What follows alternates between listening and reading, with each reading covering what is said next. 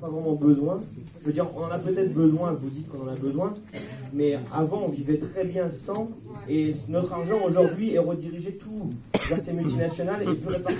Si vous allez voir au centre-ville de Saint-Étienne, tous les commerces sont fermés. Voilà, il n'y a plus du tout dans nos centres-villes. Tout le monde se dirige vers les multinationales. Et sans oublier, donc, avec ces transports-là, je vais vous citer quelques trucs, parce que j'ai travaillé dans ce milieu-là, justement. Les multinationales qui polluent énormément, ArcelorMittal, Aluminium Dunkerque, Stef CFE, voilà, le CO2, je peux vous dire les décharges dans les forêts, etc. Aluminium Dunkerque avec ses bypass, etc., qui donne droit, voilà, et qui polluent énormément par rapport à nos concitoyens. C'est toujours les mêmes qui sont passés.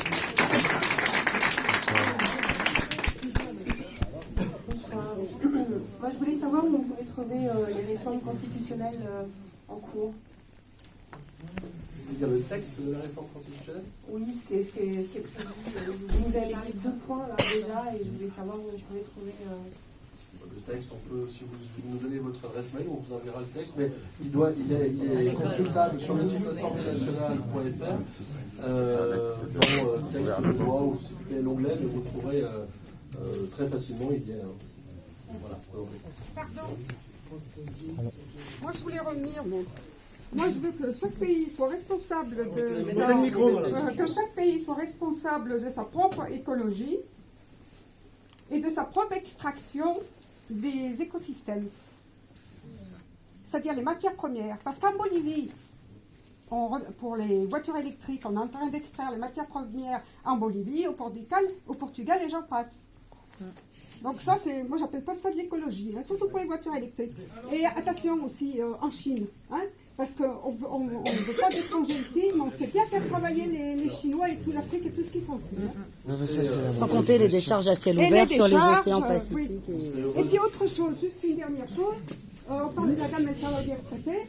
Moi, avec mon mari, ça va. Hein. Moi, je n'ai pas honte de le dire, en retraite, on a notre petite maison, on a 2700 € pour vivre. Moi, qui n'est pas sujette à la CSG, on m'a piqué de l'argent, comme elle dit. Maintenant, je suis sujette puisque je suis mariée. C'est ça l'égalité des salaires entre hommes et femmes. Vous piquez de l'argent sur des gens comme moi qui ont travaillé, hein, sur les femmes ou les hommes, hein, qui ne sont pas sujettes à la CSG. Vous me comprenez là? Oui, parce que c'est un statut. Oui, mais c'est pas normal. Eh ben, c'est pas normal. Simplement, La femme est réduite à l'homme quand elle est mariée. Ne vous mariez pas. de rédiger un amendement pour le projet de loi de finances de l'année prochaine concernant la réforme du bonus malus. Parce que je pense que on a l'État, dont je suis garant ce soir, l'État a dit pendant des années aux gens il faut rouler avec du gasoil. Et aujourd'hui, on est en train de dire il faut changer. Le problème, c'est que les gens, du jour au lendemain, ils ne peuvent pas d'un claquement de doigts changer de voiture. Oui, mais moi, je ne veux pas changer ma voiture biologique pour une voiture électrique qui était faite par les étrangers. Et c'est surtout si aujourd'hui on tourne à l'électrique, ce ne sera pas de toute façon plus productif. Non, ça ne sera pas écologique vos voitures électriques. Je peux terminer, s'il vous plaît. Oui. Je suis en train de proposer de rédiger un amendement pour le prochain projet de loi de finances, parce que justement, je pense que nous sommes en train de nous fourvoyer en mettant en place impérativement la voiture électrique à tout craint. D'abord parce qu'il faut produire de l'électricité, et puis ensuite parce qu'une voiture électrique, ça coûte beaucoup en CO2 à produire, et ça coûte beaucoup en terres rares. Donc, et puis que dans 30 ans, je ne sais pas ce qu'on va faire de toutes les batteries. Donc, Ça, tout le lithium. Le lithium en plus.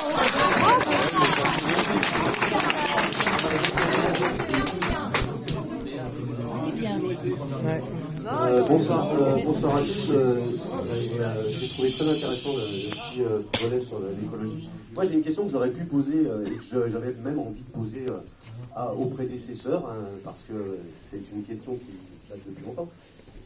On sent bien que le fond du problème, c'est aussi l'argent.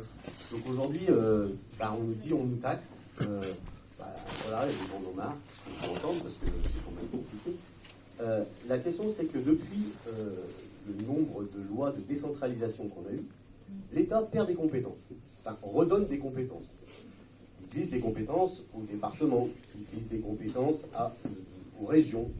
Et donc ça veut dire qu'il a moins de personnel, moins d'argent à dépenser.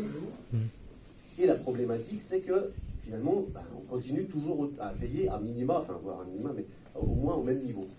La question, c'est ça, c'est cet argent-là, et je pense qu'aujourd'hui, un peu le fond de tout le monde, c'est de se dire, voilà, l'argent va où?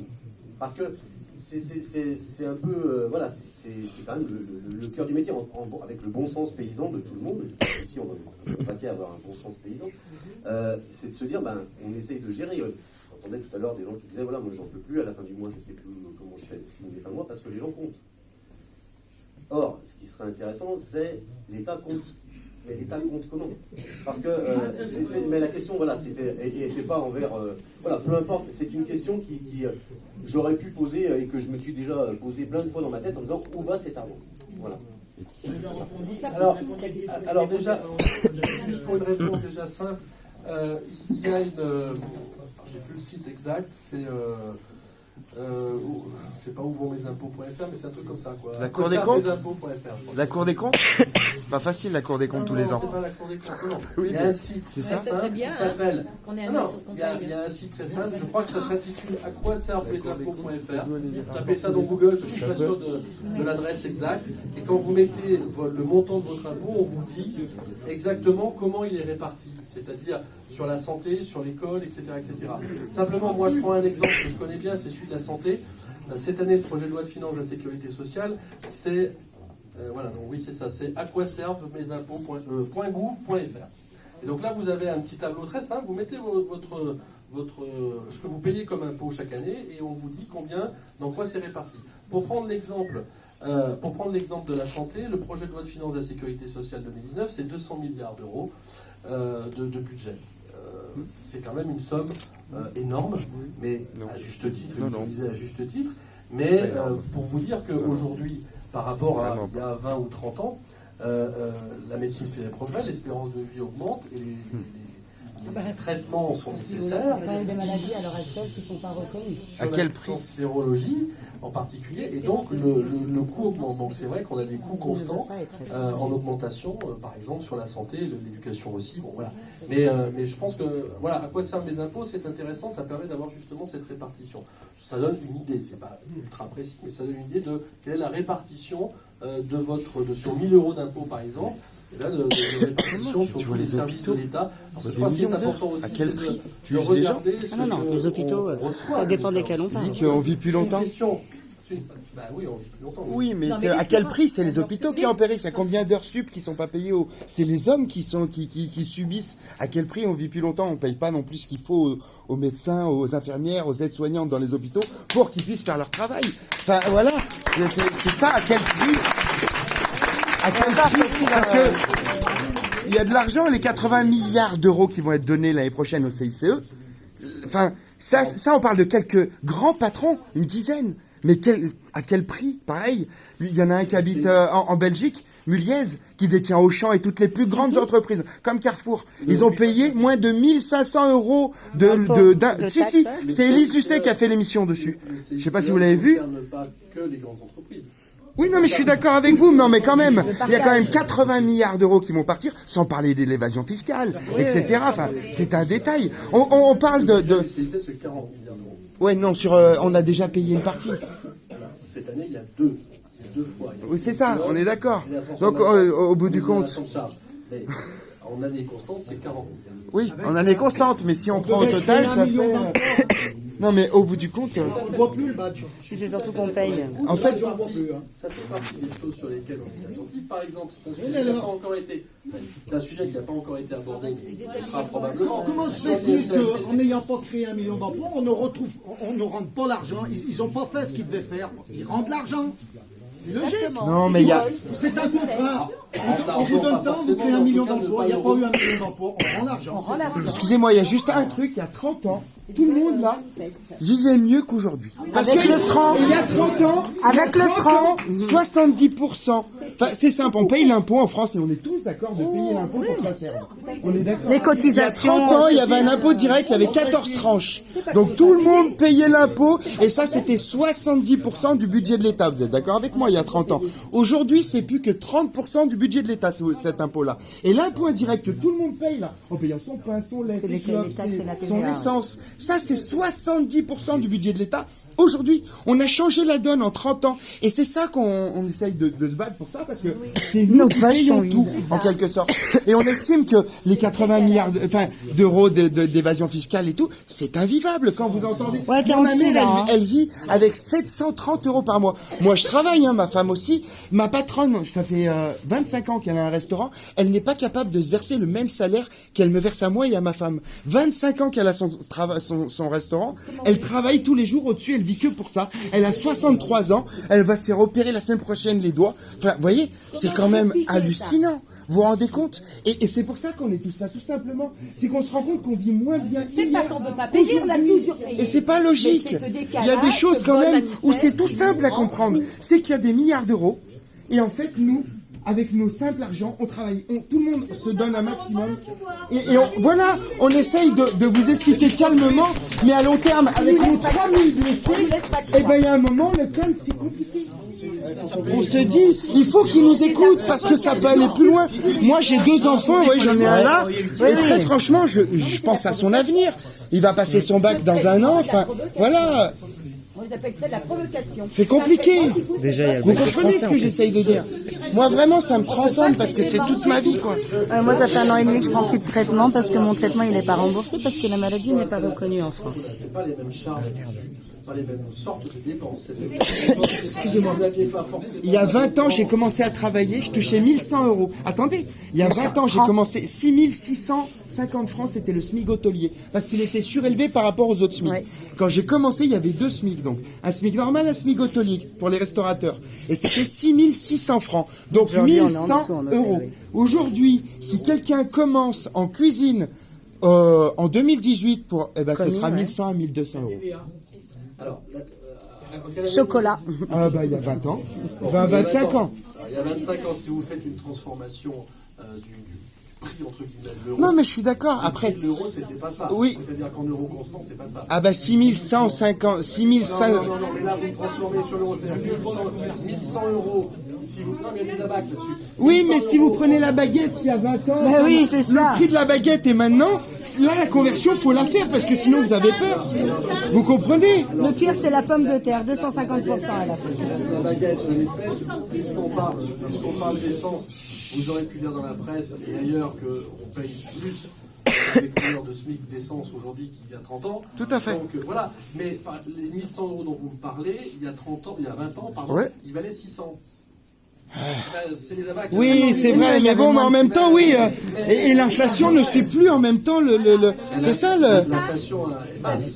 Ouais, non, mais quand on prend. Ça dépend pour qui. Quand je vous dis qu'il y a 30 ans. Oui, mais le fait de l'inversion des impôts. 134, 2018. L'inversion des impôts 70-30, tout le monde l'a vécu. Parce que c'est la réalité. Le budget de l'État se faisait 70% sur l'impôt direct et 30% sur l'impôt indirect. Et maintenant, c'est l'inverse. Vous êtes d'accord avec ça? C'est la réalité. Parce qu'on a d'autres charges aujourd'hui à subventionner. Oui, mais c'est nous qui les payons. C'est ça le truc. Mais ces charges-là, vous les payez parce qu'elles sont au bénéfice de toute Parce la que les lois ont population. changé, on dit pas que c'est vous. On dit qu'au fur et à mesure des 30 ans, le peuple, les citoyens moyens se sont fait avoir. Parce que petit à petit, les 14 tranches se sont divisées en 4 tranches. Déjà, il y a un problème et après... C'est la vérité. On Voilà, voilà. Il n'y a pas peur de dire. Si après vous avez une réponse, moi je veux bien, mais en 30 ans, je dis pas que c'est vous, mais il y a une continuité qui fait que maintenant, on est tous étouffés. Oui, mais c'est déshabiller Paul pour habiller Jacques en disant que l'espérance de vie elle est plus longue grâce au médical, etc. Mais aujourd'hui aussi, d'autre côté, écoutez, on n'arrive pas à remplir nos frigos, il y a des gens qui meurent. les médecins, ils Donc, se j'ai envie de suicident dire, dans il les y a des gens qui hôpitaux, se suicident, des policiers, ouais. il y a des Ça, choses qui je vont vous pas. dis, l'espérance de vie augmentant, c'est un coup sur Oui, mais ça c'est certain. Oui, Oui, d'accord. tout à fait. Mais à la sortie, il y a quand même... Oui, non, bien sûr. Mais il y a un certain coût pour l'humain aussi. il y a un coup pour l'humain. Bien sûr. Pardon, allez. Alors bonsoir, moi j'aimerais parler au niveau des barrages. D'ici à 2022, 150 de nos plus grands barrages devraient être privatisés. Encore, on en parlait. Ah oui, question de l'énergie. Tous privatisent. C'est pas fini en plus. Nos aéroports, nos autoroutes, nos hôpitaux. Donc ces barrages, les installations sont amorties. Ils ils ont un excédent brut de quasi 2 milliards d'euros par an. Et ils représentent aussi presque 12,5% de la production d'électricité française et près de 70% des énergies renouvelables en France. C'est l'électricité la moins chère. Donc, Et si c'est privatisé, ça va nous coûter de l'argent. J'aimerais comprendre pourquoi on vend ces barrages, puisque finalement, si Qui devraient être gratuites. Parce que ça coûte l'entretien. si on les vend, Et ils alors vont rapporter un petit loyer de 500 millions d'euros. Donc, je ne sais pas, est-ce que les autoroutes n'ont pas servi de leçon modèle ou d'exemple Voilà, je voudrais bien comprendre. Ils n'auront jamais assez, jamais. Pour vos amis D'abord, ça ce sont pas. D'abord, la première des choses, c'est que c'est une décision qui appartient à Enedis. Oui, c'est ça. C'est en train de brader la France. Oui. C'est une entreprise nationalisée.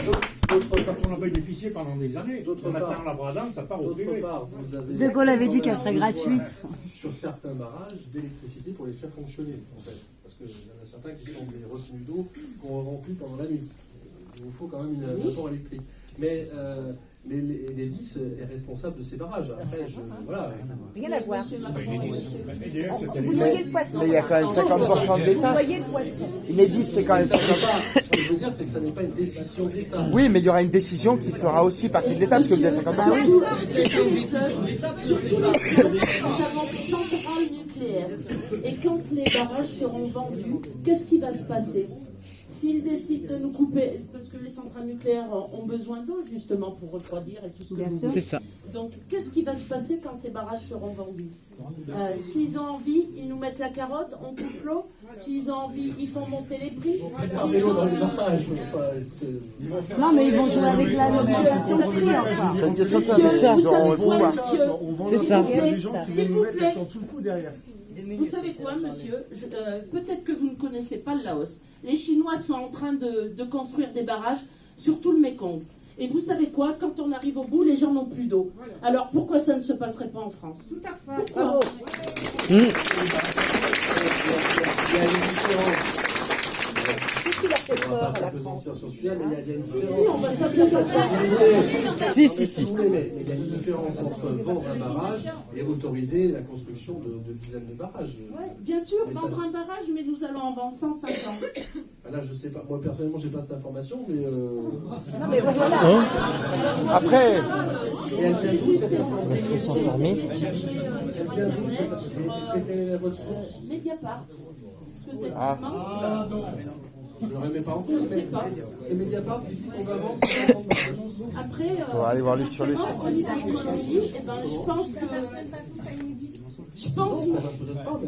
Non, parce qu'il y a des propriétaires privés. Il faut se renseigner, peut-être. Je C'est des choses importantes, quand même. Je pense, monsieur le député, qu'au niveau de l'écologie, un truc sur on ferait Mediapart. bien d'arrêter les centrales nucléaires. Dissolution du parle que Mediapart a une information comme quoi Macron veut dissoudre l'Assemblée. Écoutez, on recule toujours, et on ne va pas du tout dans le sens de l'écologie. Je vais mettre Mediapart. Bravo. Bravo. C'est très important. Alors bonjour, j'aimerais savoir en fait pourquoi le gouvernement ne fait rien en France pour nos SDF, mais qu'à côté il y a de l'argent pour des logements pour les migrants. Je trouve que c'est inadmissible en fait, parce que la priorité c'est au peuple, et on ferait mieux de s'occuper de nos petits citoyens qui sont dans la misère, qui sont dans la rue, qui sont dans le froid, avant de balayer sur la porte des autres. Oui, alors je vais vous dire. Non mais de l'argent il y en a pour tout le monde. De l'argent il y en a pour tout le monde, c'est un peu petit ça. Moi, je vais vous dire une chose. De l'argent il y en a vraiment par milliards. Saint-Étienne, vous savez qui c'est qui les exploite? Ils sont pas payés ou ils sont pris en stage. Ça, c'est pas normal. Et ça se passe à C'est du Saint-Étienne. profit en Là, plus. moi, j'en suis témoin. Oui, mais bon, ce qu'il veut dire par là, c'est qu'avant de sauver le monde, il y a aussi des gens à sauver chez nous. Ils regardent déjà sur leur palier. Je ne Oui, mais bon. Simplement, à partir du moment où un migrant a été autorisé à vivre en France, ça au monsieur. je pense que c'est une chose Qu'il le lise, il voit ce qu'il en pense. Et dans l'exploitation, si vous voulez, en tout cas, c'est pour ça que Lise l'article, s'il vous plaît. on a un certain nombre de personnes en France, et j'en fais partie par mon grand-père, Je pense que voilà, la France est une terre d'accueil aussi, et que on peut pas dire que rien n'est fait pour les SDF, puisque Vous savez bien que ce qu'il voulait Ça dire, l'intéresse c'est pas pas de du lire tout. l'article. C'est intéressant. Ah, il va regarder avec son. tout SDF a droit aussi à une possibilité. À une d'accueil. CB avec 40 € de crédit dessus. Avec un toit. Non, monsieur, je pense pas. non. Avec des allocations, ça Que c'est la sur leur France main. décide d'accueillir des Je suis populations pas contre. étrangères. Mais il faut pas oublier ceux qui que la sont chez France. Non, mais de l'argent, il y en a plein. Oui, oui, c'est pour ça Je que. pense que nous n'avons pas les mêmes considérations. Mais avant qu'ils arrivent, vous ne s'occupez pas des SDF Je ne déjà. partagerai pas votre idée. J'ai mon idée républicaine là-dessus. Non, mais. Parce que vous avez votre père qui était migrant. Nous, on avait fait une soupe aux choux pour aller voir des SDF dans des refuges. Ils nous ont complètement interdit parce qu'on n'avait pas le droit de nourrir des SDF. Voilà. Ça a été complètement aberrant, quoi. Comme si on allait les empoisonner. Carrément dans les refuges. C'est pas ça, c'est pas qu'on veut les faire partir. Ça, c'est pas. On est allé voir carrément dans les refuges avec, on avait des bonnes gamelles de soupe aux choux pour leur servir, quoi, tout simplement, pour montrer la bonne image des gilets jaunes pacifistes au lieu d'aller faire de la garde à vue. Et on nous a interdit complètement de les nourrir. Ah, bah. Monsieur, vous avez le micro. Alors moi je vais revenir un petit peu sur l'emploi. C'est quand même une bonne question. On a tous en tête la jolie phrase de notre cher président, M. Macron. Vous traversez la rue, vous trouverez de l'emploi.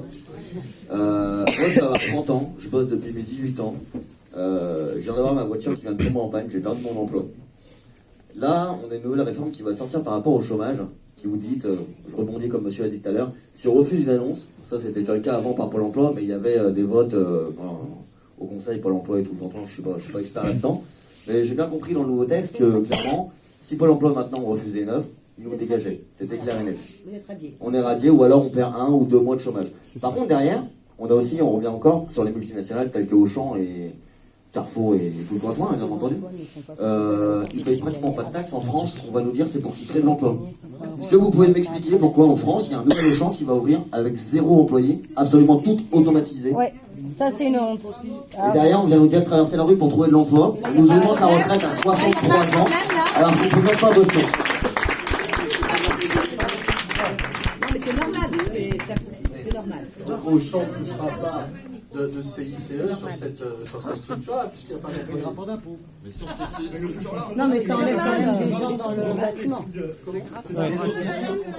Ça convertit les gens à devoir se transformer en mécanistes, enfin en informaticiens. Alors que maintenant les CDI, c'est très bien qu'un CDI n'a aucune valeur. Moi je vais vous dire, non mais traverser la rue.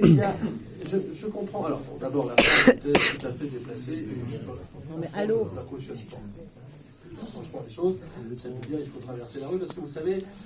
Je pense qu'il y a plusieurs façons d'annoncer comment. Non, mais je suis en train de vous dire,